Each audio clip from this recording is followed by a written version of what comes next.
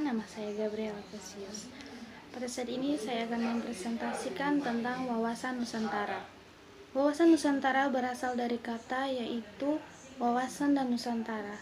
Secara harfiah, kata wawasan berarti perdagangan, penglihatan, tinjauan, atau tanggap indrawi. Sementara itu, kata Nusantara merupakan suatu kesatuan wilayah perairan dan gugusan pulau-pulau Indonesia yang terletak di antara Samudra Pasifik dan Samudra Indonesia serta antara benua Asia dan Australia. Hakikat wawasan Nusantara. Pada hakikatnya, wawasan Nusantara adalah cara pandang yang utuh serta menyeluruh dengan lingkup Nusantara dan demi kepentingan nasional yang tanpa menghilangkan kepentingan kelompok, individu, dan daerah.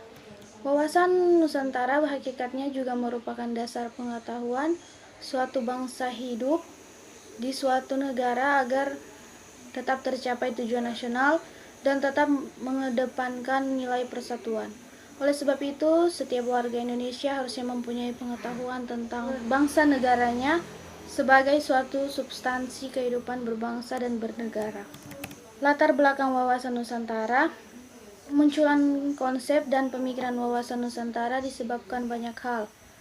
Di antaranya adalah geografis, geopolitik, geostrategi, historis, dan yuridis formal. Wawasan Nusantara bukan muncul begitu saja sejak setelah Indonesia merdeka, karena memang konsep dan pemikiran ini sudah dirancang sedemikian rupa untuk memberi pengertian bagi bangsa Indonesia sebagai negara yang merdeka dan berdaulat. Konsep wawasan Nusantara. Konsep wawasan Nusantara mempunyai beberapa konsep dasar untuk sebagai suatu cara pandang warga Indonesia dalam berbangsa dan bernegara. Di antaranya adalah 1. Konsep persatuan dan kesatuan. Konsep ini mengandung makna bahwa adanya wawasan Nusantara bertujuan untuk memperkuat nilai persatuan dan kesatuan antar suku bangsa di Indonesia. Yang kedua, konsep kebangsaan.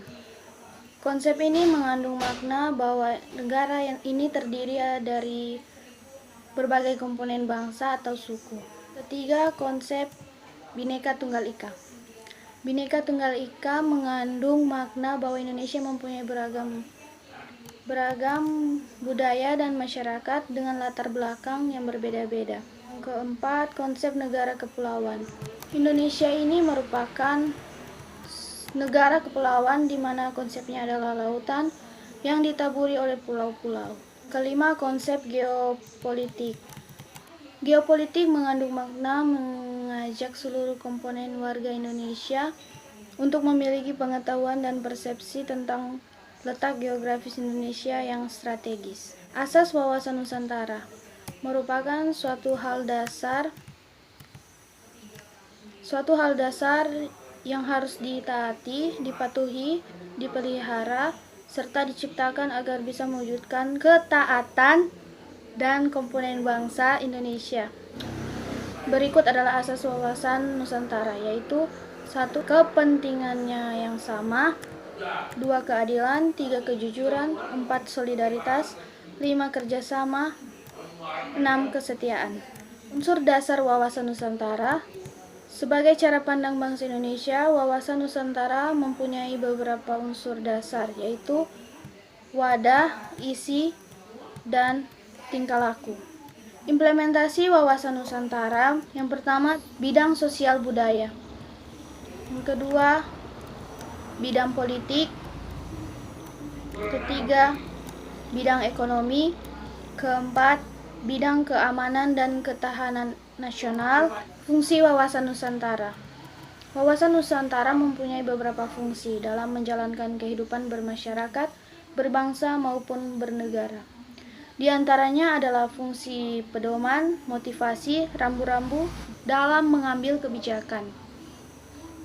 Bentuk penerapan wawasan Nusantara di Indonesia.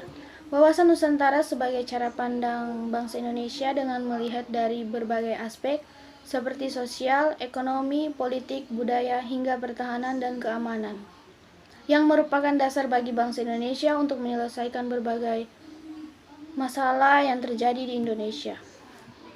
Demikianlah hasil presentasi saya. Terima kasih.